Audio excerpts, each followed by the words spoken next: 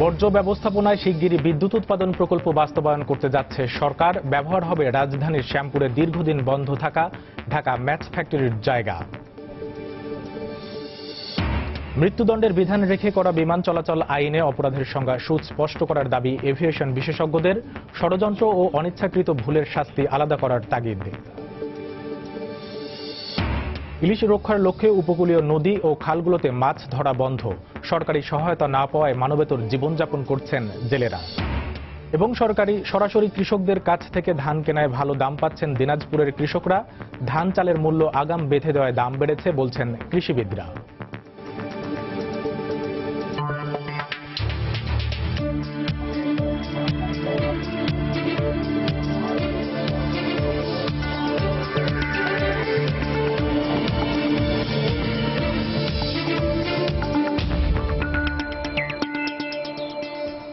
দেখছিলেন শিরোনাম। আমন্ত্রণ জানাচ্ছি দেশ ও দেশের বাইরের অর্থ বাণিজ্যের নানা খবর নিয়ে আমাদের নিয়মিত আয়োজন এ সময়ের বাণিজ্যে। আর আপনাদের সঙ্গে আছি আমি কামরুল হাসান সবুজ। দর্শক, অর্থ বাণিজ্যের নানা খবরের পাশাপাশি আজ আমরা আলোচনা করব বেকারি শিল্পের নানা দিক নিয়ে।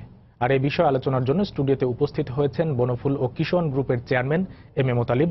জনাব এম এ মোতালেব, সময় স্টুডিওতে আপনাকে স্বাগতম জানাচ্ছি। দর্শক, এই বিষয়ে আমরা আলোচনার আগে অর্থ বাণিজ্যের কিছু খবর দেখে আসি। দেশে প্রথমবারের মতো সরকারি বেসরকারি অংশীদারিত্বে বর্জ্য ব্যবস্থাপনার মাধ্যমে বিদ্যুৎ উৎপাদন প্রকল্প বাস্তবায়ন করতে যাচ্ছে সরকার। এজন্য রাজধানীর শ্যামপুরে দীর্ঘদিন বন্ধ থাকা ঢাকা ম্যাচ ফ্যাক্টরির প্রায় 14 একর জায়গা ব্যবহার করা হবে। প্রকল্পের সম্ভাব্যতা যাচাইয়ে চীনের একটি প্রতিষ্ঠানের সঙ্গে আলোচনা শুরু করেছে শিল্প মন্ত্রণালয়। বিস্তারিত তানিন মেহেদির রিপোর্টে। অব্যাহত লোকসানের মুখে 2005 সালে বন্ধ হয়ে যায় শ্যামপুরের ঢাকা ম্যাচ ফ্যাক্টরি। প্রায় এক যুগ পার হলো ফ্যাক্টরিটি চালুর উদ্যোগ না নেয় কোটি টাকার যন্ত্রপাতি ও ভবনগুলো এখন ধ্বংসের পথে। দীর্ঘদিন ধরে ফ্যাক্টরি বন্ধ থাকায় চাকরি হারিয়েছেন এখানকার হাজারো শ্রমিক। বকেয়া মজুরিও পাননি তারা।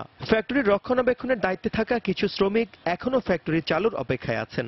বর্তমানে আমরা 22 জন আছি। মালিকের যে অবস্থা, উনি খুব খারাপ অবস্থা আছে। আমাদের মাসিক যে বেতনটা দিচ্ছে সেটাও দেওয়াটাও ওনার জন্য কষ্ট হচ্ছে। আমরা চাই যে এই প্রতিষ্ঠানটা আবার পুনরায় ফিরে আসুক, সেই কর্ম স্প্রিয়া চালু হোক। জটো খুলতেছে না, কেন খুলতেছে না এটা সরকার জানে, মালিক জানে। আর শ্রমিকের পাওনা যেগুলি আছে এগুলি মনে করেন তারা তো আছেই লুজারের মধ্যে। এখন খুললে তো হয়তো একটা সমাধান হইতো। তবে বর্তমান প্রেক্ষাপটে ম্যাচ ফ্যাক্টরি চালু না করে বর্জ্য ব্যবস্থাপনার মাধ্যমে বিদ্যুৎ উৎপাদনের জন্য জায়গাটি ব্যবহারের পরিকল্পনা করছে শিল্প মন্ত্রণালয়। এজন্য ফ্যাক্টরির 70% মালিকানায় থাকা বেসরকারি অংশীদারের সঙ্গেও আলোচনা হয়েছে বলে জানান শিল্প সচিব। Power plant through waste management, এটার জন্য একটি চীনা প্রতিষ্ঠানের সাথে অলরেডি কথা হয়েছে। ঢাকা ম্যাচ ফ্যাক্টরি সরকারের সাথে সহযোগিতা করবে। 30% 70% শেয়ারই থাকবে, সেই হিসাবেই পরিচালিত হবে এটি। আর যদি বিদেশি ফাইন্যান্স আসে, প্রফিট শেয়ারিং এর ক্ষেত্রে ওই বিদেশি কোম্পানিটারও এটাতে একটা অংশগ্রহণ থাকবে। এই প্রকল্প বাস্তবায়ন হলে ফ্যাক্টরির পুরনো শ্রমিকদের কর্মসংস্থানের সুযোগ হবে বলেও জানান তিনি। তানিন মেহেদি, সময় সংবাদ, ঢাকা।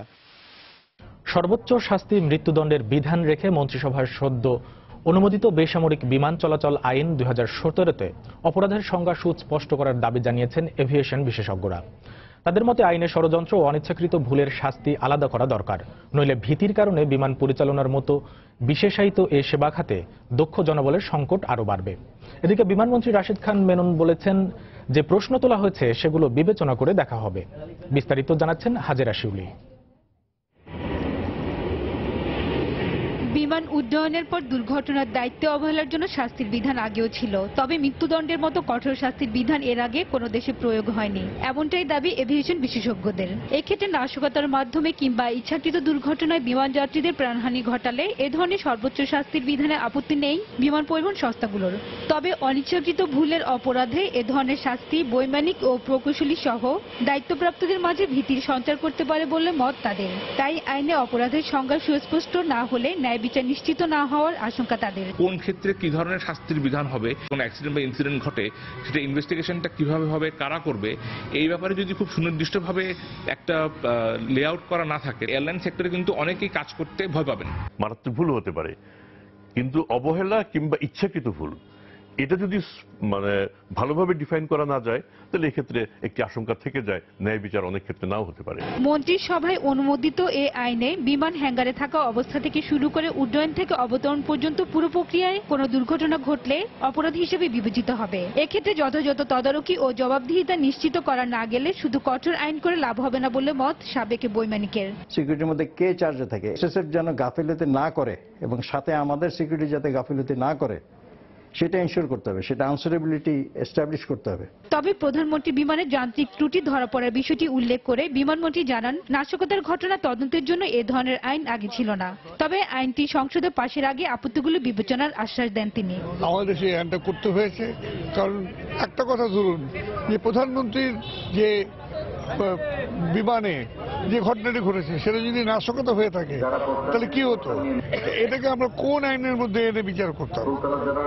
সুতরাং আমি মনে করি এটা যৌক্তিক। বিমান চলাচলে বাধার সৃষ্টির অপরাধে সর্বোচ্চ শাস্তি মৃত্যুদণ্ডের বিধান রেখে গত সোমবার বেসামরিক বিমান চলাচল আইন 2017 মন্ত্রিসভায় অনুমোদিত হয়। হাজিরা শিউলি, সময় সংবাদ, ঢাকা। দর্শক, আগেই জানিয়েছিলাম বাণিজ্য খবরের পাশাপাশি আজ আমরা আলোচনা করব বাংলাদেশের শিল্পের অগ্রগতি নিয়ে। এ বিষয়ে আলোচনার জন্য স্টুডিওতে উপস্থিত হয়েছেন বনফুল ও কিষণ গ্রুপের চেয়ারম্যান এম এ মোতালিব। জনাব এম এ মোতালিব, আমরা শিল্প এবং যে খাদ্য প্রক্রিয়াজাতকরণ খাত এই সব নিয়ে আলোচনা করব। তো আলোচনার শুরুতেই জানতে চাইব খাদ্য প্রক্রিয়াজাতকরণ খাতের যে এই খাত নিয়ে কাজ করতে গেলে ভোক্তার যে আস্থা ধরে রাখার বিষয়টি, দীর্ঘদিন ধরে রাখার বিষয়টি আপনারা এটা সফলভাবে করে আসছেন। তো ভোক্তার আস্থাটা কিভাবে ধরে রাখার ব্যাপারটা দেখেন? দেখেন, এক সময় এই ব্যবসাটা ছিল, বেকারি ব্যবসাটা ছিল ট্রেডিশনাল, পুরানা আমলের একটা ট্রেডিশনাল ব্যবসা ছিল, কিন্তু বর্তমানে সেই ট্রেডিশনাল ব্যবসা নাই। বর্তমানে সেটা হলো অনেকটা শিল্প রূপ নিয়েছেন, ইন্ডাস্ট্রিয়াল যাচ্ছেন এবং প্রযুক্তি ব্যবহার করা হচ্ছে, বিভিন্ন ধরনের স্কিল হ্যান্ড স্টাফ ব্যবহার করা হচ্ছে। আগে কিন্তু এটা ছিল না। তো এই কারণেই দেশ যতই সামনে যাচ্ছেন, যতই দেশ এগিয়ে যাচ্ছে, এই শিল্প ততটুকু এগিয়ে যাচ্ছে। এমনকি আমাদের এই শিল্প থেকে অনেক পণ্য এবং বর্তমানে বিদেশি রপ্তানি হচ্ছে। দ্বিতীয়ত বাংলাদেশেও এটা ব্যবহৃত হচ্ছেন অনেক পণ্য, এ ধরনের বেকারি পণ্য, বিস্কিট পণ্য বাহির থেকে আমদানি হতো এখানে, মালয়েশিয়া, সিঙ্গাপুর, ইন্দোনেশিয়া থেকে। কিন্তু বর্তমানে আমাদের থেকে দেশ থেকে মালয়েশিয়া বিস্কিট রপ্তানি হচ্ছে, সিঙ্গাপুর রপ্তানি হচ্ছেন, ইউএসএতে যাচ্ছে, ইংল্যান্ডে যাচ্ছে, বিশ্বের বিভিন্ন জায়গায় যাচ্ছে। তো এটাই হচ্ছে আমাদের বড় ধরনের একটা পাওনা। আমরা স্যাটিসফাই যে পণ্য বাহির থেকে আসতো সেই পণ্য আমরা দেশে সরবরাহ করে আমরা এখন বিদেশি রপ্তানি করতেছি। তো এই শিল্পের জন্য যে কাঁচামালের যোগান দিতে হয়, বিশেষ করে কৃষি পর্যায় থেকে তো বেশি কাঁচামাল আসে, তো কাঁচামালের যোগানটা আপনারা কেমন? এটাই হলো বড় ব্যাপার। আমাদের এই কৃষি পণ্য প্রক্রিয়াজাতকরণটা সবচেয়ে উল্লেখযোগ্য হচ্ছে আমাদের পণ্যগুলো হচ্ছেন রুট লেভেলে, তৃণমূল থেকে এবং প্রান্তিক শাসি থেকে আসে। এবং আমরা যে পণ্যগুলা ব্যবহার করি, আমার মনে হয় 80% র মেটেরিয়াল হচ্ছেন আমাদের দেশের, আর 20% হচ্ছেন কিছু ফেস্ট, কিছু কেমিক্যাল, কিছু ইনগ্রেডিয়েন্টস আসে বাইরে থেকে। তো এই জন্যই আমরা উপকৃত বেশি হচ্ছি। আমাদের যে এক্সপোর্ট করা হচ্ছেন সেই এক্সপোর্টের পণ্যের মধ্যে 20% বিদেশি, 80% দেশি। তো এই কারণে এই শিল্পী হচ্ছেন দেশের অর্থনৈতিক সমৃদ্ধতা লাভের জন্য আমি মনে করি একটা বড় সহায়ক।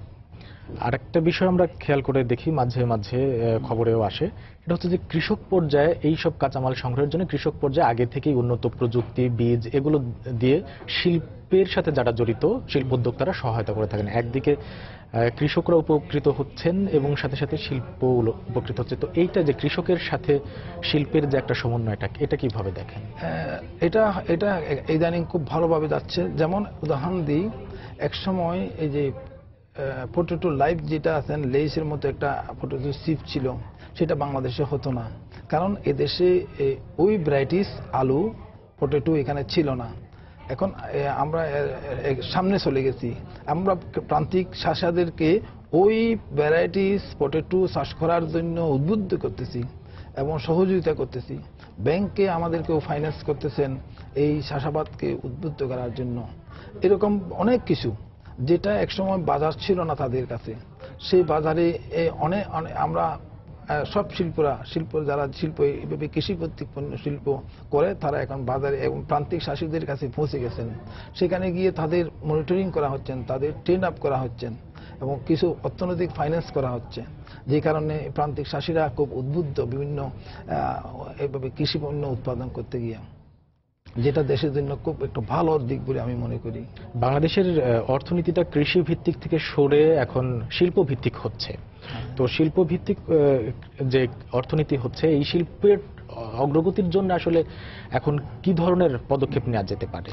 শিল্প হচ্ছে বর্তমানে দেশের উন্নয়ন বা জিডিপি গ্রোথ বৃদ্ধির একমাত্র সহায়ক শিল্প। কারণ শিল্পতে রয়েছেন আপনি কয়েকটি আমরা বেনিফিট পাচ্ছি। একটা হচ্ছে এখানে অনেক শ্রমিক কাজ করতেছেন। 2 নম্বর হচ্ছেন যে আমাদের দেশে পণ্য সরবরাহ করে বরং এই পণ্যকে বাইরে রপ্তানি করা হচ্ছে এবং আমরা কারেন্সি আমরা সংযোগ করতে পারছি বাংলাদেশ অর্থনীতিতে। তৃতীয়ত হচ্ছেন এই যে প্রান্তিক শাসীরা বিভিন্ন যারা প্রান্তিক বিভিন্ন ধরনের উৎপাদন করে তারা উপকৃত হচ্ছে। এই তিনটি মিলে আমার মনে হয় শিল্পের কোনো বিকল্প নাই। দেশকে 2021-এ যে মাননীয় প্রধানমন্ত্রী মধ্যমায়ের দেশে পরিণত করতে যাচ্ছেন, জিডিপি গ্রোথ বৃদ্ধি করে বা এইভাবে করে, সেটা একমাত্র সহায়ক হচ্ছেন শিল্পকে সামনে নিয়ে যাওয়া, শিল্পকে ডেভেলপ করা, শিল্পকে স্কিল দক্ষ জনশক্তি দিয়ে শিল্পকে সামনে নেওয়া একমাত্র আমাদের এই দেশকে উন্নয়নের মেইন বিষয়বস্তু হচ্ছেন ওইটা। জনাব এম এ মুতালিব, আমরা আরো কথা বলবো আপনাদের সাথে, আপনার সাথে কথা বলবো শিল্পের উন্নয়ন, অগ্রগতি, বাধা, প্রতিবন্ধকতা সবকিছু মিলিয়ে আরো কথা বলবো। তো জনাব মুতালিব, আমরা যে বিষয় নিয়ে কথা বলছিলাম যে এই শিল্পের অগ্রগতি নিয়ে সে করণীয় কি হতে পারে? এই করণীয় হচ্ছে দুদিকেই আসতে হবে। একদিক দিয়ে হলো সরকার, আর দিক দিয়ে হলো নতুন উদ্যোক্তা বা জনগণ। এই দুদিক থেকে এসে আমাদেরকে কাজে নামতে হবে। বর্তমান সরকার বেশ উদ্যোগ নিয়েছেন, যেমন বলতে পারি ইকোনমিক জোন করা হচ্ছেন বাংলাদেশের বিভিন্ন এলাকায়। এটা হচ্ছেন সরকারের একটা বড় ধরনের উদ্যোগ এবং বড় ধরনের একটা বড় পদক্ষেপ বলে মনে করি। তো এখন সরকার যে ইকোনমিক জোন যে করা হচ্ছেন, সে জোন শুধু করলে তো হবে না, সেখানে আমাদের উদ্যোক্তাদেরকে এগিয়ে আসতে হবে। তো বিশেষ করে নতুন প্রজন্ম যারা বর্তমান যুগে উঠে আসছেন তাদেরকে এগিয়ে আসতে হবে, নতুন ক্রিয়েটিভ মাইন্ড নিয়ে এগিয়ে আসতে হবে। এগিয়ে আসলে আমার মনে হয় উভয়ে যদি এভাবে এগিয়ে আসি, তাহলে আমার মনে হয় শিল্প উন্নয়নে কোনো বাধা হবে না। কারণ বিশ্বের বিভিন্ন জায়গায় এ ধরনের ইকোনমিক জোন করা হচ্ছে এবং আমার প্রতিবেশী ভারতও রয়েছেন। এবং কিন্তু দুর্ভাগ্য হলো সত্য যে আমরা যারা বা বয়স হয়ে গেছেন, আমাদের পরবর্তী প্রজন্ম যারা আসতেছেন, আগামী অন্যান্য যারা আছেন, তাদেরকে এই লাইনে একটু এগিয়ে আসা প্রয়োজন। কারণ দেশকে সামনে নিতে গেলে শিল্পের কোনো বিকল্প নাই। বিশেষ করে আমাদের দেশে একটা বড় ধরনের সুবিধা হলো ম্যান পাওয়ার সুবিধা। মুতালিব, আপনাকে স্টুডিওতে আসার জন্য, সময় দেওয়ার জন্য ধন্যবাদ। আমরা পরবর্তীতে আরো কথা বলবো আপনার সাথে বিভিন্ন সময়। ধন্যবাদ। প্রধানমন্ত্রীর জার্মান সফর নিয়ে পররাষ্ট্র মন্ত্রণালয়ে ব্রিফিং করছেন পররাষ্ট্রমন্ত্রী আবুল হাসান মাহমুদ আলী। আমরা সরাসরি চলে যাচ্ছি সেখানে। বিবেচিত হচ্ছে স্নায়ুযুদ্ধের পটভূমিতে এর যাত্রা শুরু হলেও ভূ রাজনৈতিক ও অর্থনৈতিক অনিশ্চয়তা ও অস্থিতিশীলতার আলোকে এই সম্মেলনের গুরুত্ব এখনো সমভাবে বিদ্যমান। চলমান বিশ্ব পরিস্থিতি ও বিশ্ব সম্প্রদায়ের আগ্রহের প্রেক্ষিতে এই সম্মেলনে নতুন নতুন বিষয় অন্তর্ভুক্ত হয়েছে, যা জাতীয় নিরাপত্তা, অগ্রগতি ও উন্নতির সাথে ওতপ্রোতভাবে জড়িত। প্রথাগত নিরাপত্তার পাশাপাশি তাই এই সম্মেলনে খাদ্য, পানি, স্বাস্থ্য ও পরিবেশগত নিরাপত্তা, শরণার্থী ও অভিবাসন সহ বিভিন্ন বিষয়সমূহ গুরুত্বের সাথে আলোচিত হয়। এই সম্মেলন বিশ্বের বিভিন্ন খ্যাতিমান প্রতিষ্ঠান ও সংস্থার তথ্য, উপাত্ত ও প্রতিবেদনসমূহ বিশ্লেষণ করে পরিবর্তিত পরিস্থিতি সম্পর্কে সুপারিশমালা পেশ করে থাকে। মাননীয় প্রধানমন্ত্রী এই সম্মেলনের জলবায়ু নিরাপত্তা সংক্রান্ত বিষয়সহ বিভিন্ন আলোচনায় অংশগ্রহণ করবেন। জলবায়ু পরিবর্তন সংক্রান্ত আলোচনায় বিশ্বের দেশগুলোর প্রাপ্তি, অপ্রাপ্তি, সম্মেলনের দাতা দেশগুলোর প্রতিশ্রুতি বাস্তবায়ন, অঙ্গীকার, বিশ্ব নিরাপত্তা পরিস্থিতিতে খাদ্য, পানি, পরিবেশ ও উদ্বাস্তু সংক্রান্ত বিষয়সমূহ স্থান পাবে। এছাড়াও জলবায়ু পরিবর্তনের সাথে নিরাপত্তা সংক্রান্ত বিষয়সমূহের সংশ্লিষ্টতা, পরিবর্তিত রাজনৈতিক পরিস্থিতিতে জলবায়ু আলোচনার ভবিষ্যৎ রূপরেখা ও নেতৃত্ব, জলবায়ু সংক্রান্ত চ্যালেঞ্জ মোকাবেলায় সামরিক বাহিনীর সম্পৃক্তকরণ প্রভৃতি বিষয়ের উপর আলোকপাত করা হবে। এই সম্মেলনে আলোচনার মধ্য দিয়ে নিরাপত্তার মতো স্পর্শকাতর একটি বিষয়ে বিশ্বের শক্তিশালী দেশসমূহের অবস্থান ও দৃষ্টিভঙ্গি জানার সুযোগ তৈরি হবে। বিশ্ব নিরাপত্তা ব্যবস্থাপনা, বিশ্ব মেরুকরণের মাত্রা ও প্রবণতা সম্পর্কে সম্যক ধারণা লাভ করা যাবে। এছাড়াও জলবায়ু সহ বিভিন্ন বিষয়ে বাংলাদেশের অর্জন ও সাফল্য বিশ্ববাসীর সামনে উপস্থাপন করা যাবে। আমরা আস্থার সাথে বলতে পারি, এই সম্মেলনে বাংলাদেশের অংশগ্রহণ বিশ্ব আলোচনায় আমাদের অবস্থান। দর্শক, প্রধানমন্ত্রীর জার্মান সফর নিয়ে ব্রিফ করছিলেন পররাষ্ট্রমন্ত্রী আবুল হাসান মাহমুদ আলী। আমরা সরাসরি সেখানে ছিলাম। প্রধানমন্ত্রী শেখ হাসিনা বলেছেন, পদ্মা সেতু প্রকল্প সময় মতো বাস্তবায়ন হলে দেশের জিডিপি 8% ছাড়িয়ে যেত। গতকাল রাজধানীর শেরেবাংলা নগরে এনইসি সম্মেলন কক্ষে একনেকের বৈঠকে তিনি কথা বলেন। এ সময় প্রধানমন্ত্রী আরও বলেন, এটা এখন আন্তর্জাতিকভাবে স্বীকৃত যে দুর্নীতির মিথ্যা অভিযোগে পদ্মা সেতুর অর্থায়ন বন্ধ করেছিল বিশ্বব্যাংক। এছাড়া এই প্রকল্প বন্ধের পেছনে দেশের এক ব্যক্তির ইন্ধন ছিল বলেও মন্তব্য করেন তিনি। দেশের দক্ষিণাঞ্চলের সঙ্গে রাজধানীর যোগাযোগ ব্যবস্থার উন্নয়নে 2010 সালে পদ্মা সেতু প্রকল্প হাতে নেয় সরকার। প্রায় $3 বিলিয়ন সেতু নির্মাণে প্রধান ঋণদানকারী প্রতিষ্ঠান বিশ্বব্যাংকের সাথে $1.2 বিলিয়ন ঋণ চুক্তি হয় 2011 সালের শুরুতে।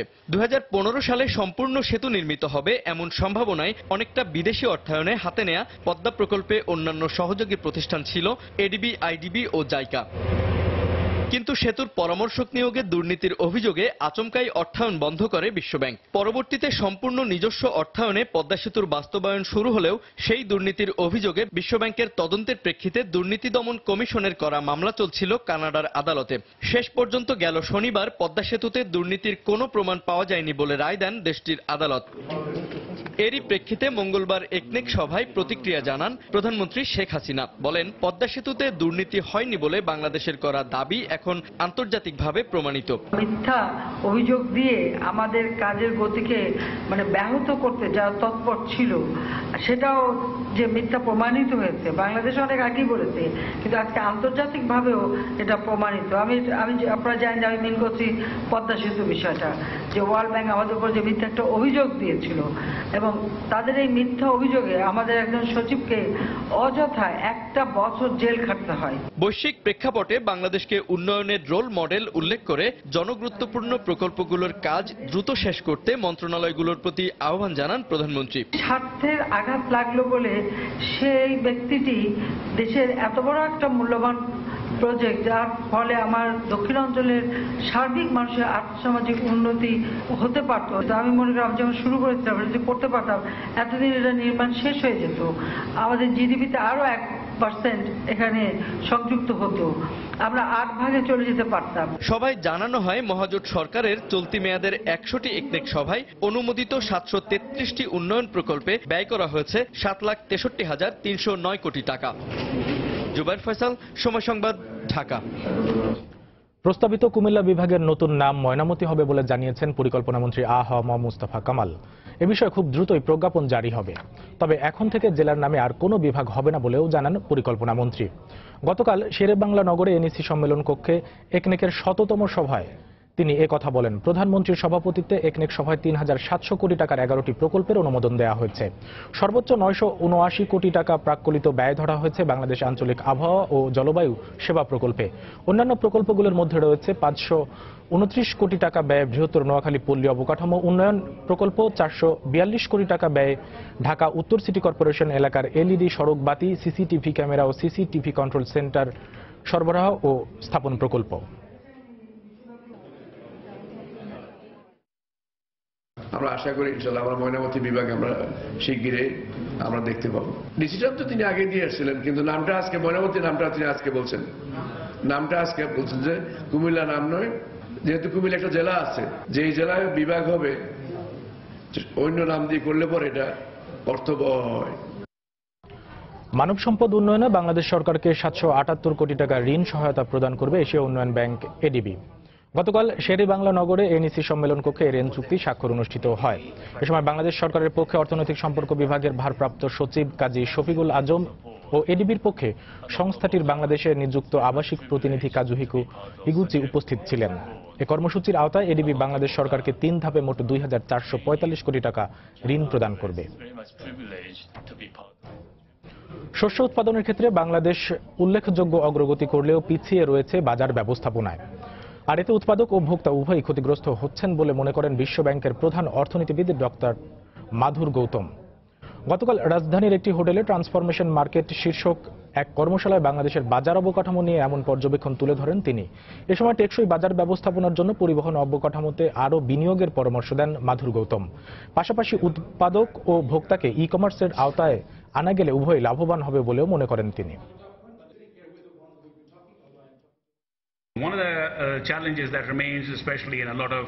দক্ষিণ এশিয়া ও আফ্রিকার উন্নয়নশীল দেশগুলোর সামনে বড় একটি চ্যালেঞ্জ হলো ক্ষুদ্র ব্যবসায়ীদের মুনাফার বাজারে নিয়ে আসা। তথ্য প্রযুক্তির বিপ্লবের ফলে এসব দেশে ই কমার্সের মাধ্যমে প্রান্তিক পর্যায়ের কৃষক এমনকি ক্ষুদ্র ব্যবসায়ীদের মূলধারার বাজারে সম্পৃক্ত করার সুযোগ রয়েছে। টেকসই বাজার ব্যবস্থাপনার ক্ষেত্রে বড় একটি বাধা পরিবহন সমস্যা। তাই যোগাযোগ ব্যবস্থার উন্নয়নে সরকারকে কাজ করতে হবে। বাংলাদেশকে মধ্যম আয়ের দেশে পরিণত করতে দেশের হাওড় চরাঞ্চল সহ অবহেলিত জনপদের উন্নয়ন জরুরি বলে মন্তব্য করেছেন পল্লী কর্মসহায়ক ফাউন্ডেশন পিকেএসএফ এর চেয়ারম্যান ডক্টর কাজী খলিকুজ্জামান আহমেদ। গতকাল রাজধানীর আগারগাঁওয়ে হাওড় অঞ্চলের উন্নয়ন শীর্ষক এক সেমিনারে তিনি কথা বলেন।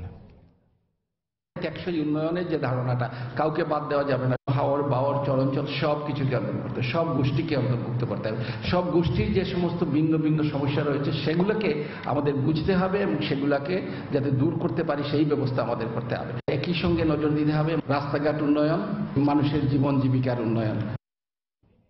ইলিশ মাছ বৃদ্ধির লক্ষ্যে এখন জাটকা ধরার উপর নিষেধাজ্ঞা রয়েছে। তাই উপকূলীয় নদী ও খালগুলোতে মাছ ধরতে পারছেন না জেলেরা। প্রতি বছর এই সময় জেলেদের সামান্য সহায়তা করা হলেও এবছর সেটা দেয়া হয়নি বলে অভিযোগ তাদের। এতে মানবেতর জীবনযাপন করছেন তারা। তবে মৎস্য বিভাগ বলছে জেলেদের সহায়তার জন্য মন্ত্রণালয়ের চাহিদাপত্র পাঠানো হয়েছে। বরগুনা থেকে এম এ আজিমের পাঠানো তথ্য ও এস এম সিফাতের ছবি নিয়ে ডেস্ক রিপোর্ট। জাটকা ধরা বন্ধ থাকায় উপকূলের নদী ও খালগুলোতে ছোট ফাঁসের জাল দিয়ে মাছ ধরা বন্ধ রয়েছে। এতে উপকূলের অনেক জেলেই হয়ে পড়েছেন বেকার, কারণ কয়েক মাসের জন্য নতুন জাল কিনে মাছ ধরার সামর্থ্য নেই অনেকের। উপার্জন বন্ধ থাকায় পরিবার পরিজন নিয়ে অনেকেই আছেন চরম দুর্দশায়। গত বছর এই সময় জেলেদের সামান্য কিছু সহায়তা করা হলেও এবছর দেয়া হচ্ছে না বলে অভিযোগ তাদের। এবছর কিছু মাছ পায় তাও জুট না, তেমন একটা সুযোগ নাই। অনেক জানলে বিপদের ভিতরে আছে শুধু জাটকা ধরার কারণে। আমরা তো এখনো বিপদের সম্মুখে, আমাকে তো কোনো কামাই বাধা নাই, কামাই বাধা বন্ধ। সরকার চাল দেবে, জাটকা মাছ ধরা বন্ধ, আমরা বন্ধ করে দিছি। এখন তো আমরা অনেক কষ্টে আছি পরিবার নিয়ে। তবে জেলেদের সহায়তার বিষয়ে মন্ত্রণালয় থেকে চাওয়া হয়েছে চাহিদা। শিগগিরই সহায়তা দিতে মৎস্য বিভাগ কাজ করছে বলে জানালেন এই কর্মকর্তা। জেলা টাস্কফোর্স কমিটির সভায় আমরা চেয়েছি যে সমস্ত জেলেই, সকল জেলেই পাক। এখন সরকারের সম্পদ সীমিত, তার ভেতর থেকে যতটুকু দরিদ্র জেলেদেরকে সহায়তা দেওয়া যায় সেটাই সদাশয় সরকার বিবেচনা করছে। এবছর জেলার 40,000 জেলে পরিবারের জন্য প্রতি মাসে 40 কেজি করে চাল বরাদ্দের চাহিদাপত্র চাওয়া হয়েছে। সময় সংবাদ, বরগুনা। এবার ধানের দাম ভালো পায় দিনাজপুরের কৃষকেরা দারুণ খুশি। অথচ গত 3 বছর ধানের দাম নেই, লোকসান হচ্ছে এমন অভিযোগ করে আসছিলেন তারা। ধান চালের মূল্য আগাম বেঁধে দেওয়াকেই দাম বাড়ার কারণ হিসেবে দেখছেন কৃষিবিদরা। আর চালকল মালিকদের মতে আমদানির চালের ওপর 20% শুল্ক আরোপ এবং সরাসরি কৃষকদের কাছ থেকে ধান ক্রয়ের প্রভাব পড়েছে বাজারে। গোলাম নবী দুলালের তথ্য ও মঞ্জিল আহমেদ শিমুলের ছবি নিয়ে ডেস্ক রিপোর্ট। শুরুতে দিনাজপুরের হাট বাজারে ধানের দাম তেমন ছিল না, কিন্তু সরকারের সংগ্রহ অভিযান এবং চাল আমদানির ওপর শুল্ক আরোপের পর ধানের দাম বাড়তে থাকে। এখন 75 কেজি প্রতি বস্তা ধানের দাম 1200 থেকে বেড়ে 1700 টাকায় বিক্রি হচ্ছে। সবচেয়ে বেশি বেড়েছে মোটা ধানের দাম। অন্য বছর ধানের দাম পাই না, এবার ধানের দাম পাইছি 1700-1800 টাকা বস্তা মোটা ধান, চিকন ধান। এরকম করে যদি ধানের বাজার পাই বরাবর, তাহলে আমরা ধান লাগাইতে উৎসাহী হব এবং কৃষিতে লাভবান হব। সরকারের কাছে আমাদের এটা আবেদন থাকলো যে এই বাজার এরকম যদি পাওয়া যায় তাহলে আমাদের কৃষকদের লাভজনক হয় আর কি। কৃষিবিদ ও কৃষক নেতারা মনে করছেন আমন মৌসুমে সরকারের ক্রয় নীতি সঠিক হওয়ায় কৃষক ন্যায্য মূল্য পেয়েছে। ধানের বেশ ভালো দাম এখন চলছে বাজারে, চাষিরা খুব খুশি আমরা মনে করি এবং তারা আরো বেশি আগ্রহ হচ্ছেন চাষাবাদের প্রতি। তবে এই দাম বড় কৃষকরাই পাচ্ছে, ক্ষুদে কৃষক ছোট কৃষকরা তাদের ফসল ইতিমধ্যেই বিক্রি করে ফেলেছে, তারা আজ লাভজনক দাম থেকে বঞ্চিত হয়েছে। তবে চালকল মালিক গ্রুপের দাবি আমদানি চালের ওপর 20% শুল্ক আরোপের পাশাপাশি মিলার সরকারের ক্রয় অভিযানের কারণে ধানের দাম বেড়েছে। বড় সিজনে যদি আবার ইন্ডিয়া থেকে প্রচুর পরিমাণ চাল ঢুকে তাহলে আবার কৃষক মার খাবে। বিগত 2 বছরে কিন্তু কৃষক মোটা ধানের দাম খুব একটা পায়নি, এবছরে খুব ভালো দাম পেয়েছে। আমাদের কৃষক লাভবান হলে তথা দেশের সরকার তথা দেশের দেশ লাভবান হবে। দিনাজপুরের 13টি উপজেলায় এবার আমন আবাদ হয়েছে 2,56,750 হেক্টর জমিতে। ধান উৎপাদন হয়েছে 9,61,500 মেট্রিক টন। সময় সংবাদ, Dinajpur. Taufika foods and agro industries লিমিটেডের অঙ্গ প্রতিষ্ঠান লাভেলো আইসক্রিম প্রথম বর্ষপূর্তি উদযাপন করেছে। বিশেষ নাটক, সুবিধাবঞ্চিত শিশুদের জন্য 3D চলচ্চিত্র প্রদর্শনী, দিনব্যাপী সাইকেল র্যালি ও সব ডিলার পয়েন্টে বিভিন্ন আয়োজনের মধ্য দিয়ে দিনটি উদযাপন করে লাভেলো আইসক্রিম। এছাড়াও 14 ফেব্রুয়ারি বর্ষপূর্তিতে লাভেলো উন্মোচন করে 10 টাকা মূল্যের নতুন কুলফি।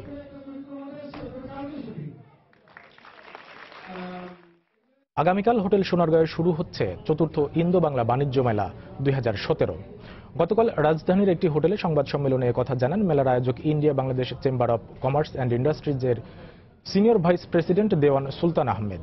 3 দিনব্যাপী এই মেলায় ভারত ও বাংলাদেশের মোট 33টি প্রতিষ্ঠান অটোমোবাইল, প্রক্রিয়াজাত খাদ্য, textile, cement manufacturer, electronics and ইলেকট্রিক্যালের মতো পণ্য ও সেবা প্রদর্শন করবেন।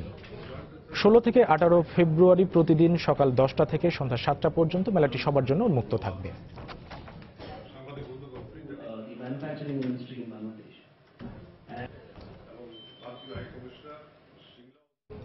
পর্যটক আকর্ষণে সবকিছুই আছে বাংলাদেশে, তবে পর্যটন শিল্পের টেকসই বিকাশের যোগাযোগ ব্যবস্থা থেকে শুরু করে প্রতিটি খাতের উন্নয়নে পরিকল্পিত পদক্ষেপ বাস্তবায়ন করতে হবে। গতকাল ঢাকা বিশ্ববিদ্যালয়ের নবাব নওয়াব আলী সিনেট ভবনে আয়োজিত পর্যটন বিষয়ক আন্তর্জাতিক এক কনফারেন্সের উদ্বোধনী অনুষ্ঠানে কথা বলেন ঢাকা বিশ্ববিদ্যালয়ের ভিসি মশ আরিফিন সিদ্দিক। প্রথম আন্তর্জাতিক ট্যুরিজম কনফারেন্স 2050 সালের পরে ট্যুরিজমের ভবিষ্যৎ শীর্ষক 3 দিনের এই সম্মেলনে ভারত, ভুটান, নেপাল, থাইল্যান্ড সহ বিশ্বের 10টি দেশ অংশ নিয়েছে। সম্মেলনের উদ্বোধনী অনুষ্ঠানে দেশি বিদেশি পর্যটক আকর্ষণে বৈশ্বিক সম্পর্ক জোরদার করতে আরো মনোযোগী হওয়ার কথা বলেন পর্যটন বিশেষজ্ঞরা। দেশের বাইরের অর্থ বাণিজ্যের খবর। ভারতের আসাম প্রদেশের গুয়াহাটি শহরে চলছে আন্তর্জাতিক বাণিজ্য মেলা। 2 ফেব্রুয়ারি থেকে শুরু হয় বাণিজ্য মেলা। দেশীয় পণ্য নিয়ে অংশ নিয়েছে ভারত, ব্রিটেন, তুরস্ক, থাইল্যান্ড, সিঙ্গাপুর সহ আরো অনেক দেশের ব্যবসায়ীরা। মূলত রপ্তানি বাড়াতেই বাহারি পাট পণ্য, পাদুকা, গৃহস্থালী পণ্য সহ কুটির পণ্যের সমাহার রয়েছে এই বাণিজ্য মেলায়। মেলায় রয়েছে 350 থেকে 700 স্টল। মেলায় অংশ নিয়েছে ভারতীয় গাড়ি নির্মাতা অনেক প্রতিষ্ঠান। মেলা চলবে 20 ফেব্রুয়ারি পর্যন্ত। এবার জানিয়ে দেব ঢাকা স্টক এক্সচেঞ্জের লেনদেন পরিস্থিতির খবর। চলে যাচ্ছি ডিএসসির অফিসিয়াল ওয়েবসাইটে।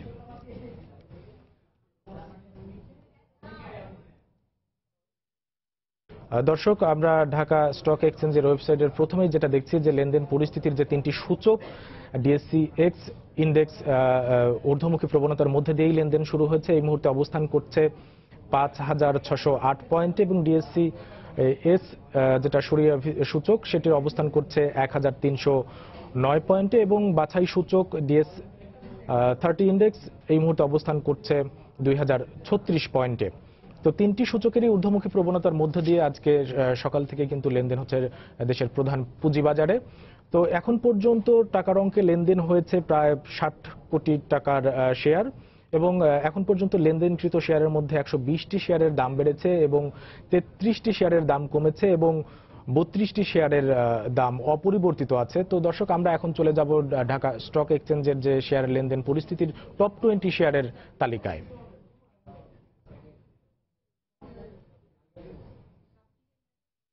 দর্শক, টপ 20 শেয়ার তালিকার প্রথমেই আছে এসিআই ফর্মুলেশন। এই শেয়ারটির এখন লেনদেন মূল্য, প্রতি শেয়ারের লেনদেন মূল্য 22 টাকা 30 পয়সা এবং সর্বোচ্চ দর উঠেছিল এই শেয়ারের আজকে এখন পর্যন্ত 224 টাকা 90 পয়সা এবং সর্বনিম্ন দর ছিল 221 টাকা এবং গতকাল এই শেয়ারের সর্বশেষ লেনদেন মূল্য ছিল 223 টাকা 30 পয়সা। এরপরেই তালিকার দ্বিতীয় নম্বরে আছে বেক্সিমকো শেয়ারের প্রতিটি শেয়ার লেনদেন হচ্ছে এই মুহূর্তে 33 টাকা 30 পয়সা এবং সর্বোচ্চ দর উঠেছিল 33 টাকা 50 পয়সা, সর্বনিম্ন দর ছিল 33 টাকা এবং গতকাল এই শেয়ারের সর্বশেষ লেনদেন মূল্য ছিল 32 টাকা 90 পয়সা। তালিকার তৃতীয় নম্বরে আছে আরএকে সিরামিক্স। এই কোম্পানির প্রতিটি শেয়ার লেনদেন হচ্ছে 68 টাকা এবং সর্বোচ্চ দর উঠেছিল 69 টাকা 70 পয়সা এবং সর্বনিম্ন দর 67 টাকা 80 পয়সা ছিল এবং গতকাল এই শেয়ারের লেনদেন মূল্য সর্বশেষ লেনদেন মূল্য ছিল 72 টাকা 20 পয়সা। তালিকার চতুর্থ নম্বরে আছে তিতাস গ্যাসের প্রতিটি শেয়ার এই মুহূর্তে লেনদেন হচ্ছে 55 টাকা 50 পয়সা এবং সর্বোচ্চ দর উঠেছিল 56 টাকা 10 পয়সা এবং সর্বনিম্ন দর 55 টাকা 30 পয়সাতেও লেনদেন হয়েছে এই শেয়ার এবং গতকালকে এই শেয়ারের সর্বশেষ লেনদেন মূল্য ছিল 55 টাকা 50 পয়সা।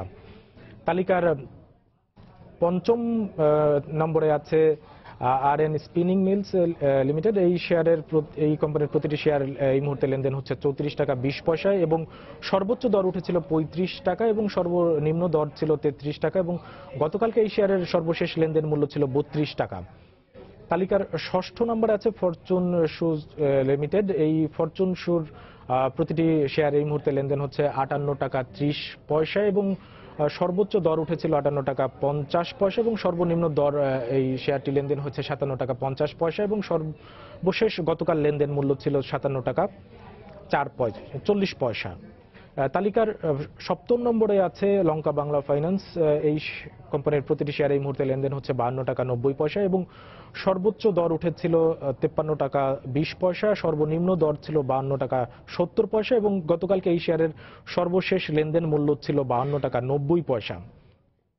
এরপরে তালিকার অষ্টম নম্বরে আছে পিডিএল। এই শেয়ার কোম্পানির প্রতিটি শেয়ার লেনদেন হচ্ছে 27 টাকা 70 পয়সা এবং সর্বশেষ দর উঠেছিল 27 টাকা 90 পয়সা এবং সর্বনিম্ন দর ছিল 27 টাকা 50 পয়সা এবং গতকাল সর্বনিম্ন লেনদেন মূল্য ছিল এই শেয়ারের 27 টাকা 50 পয়সা।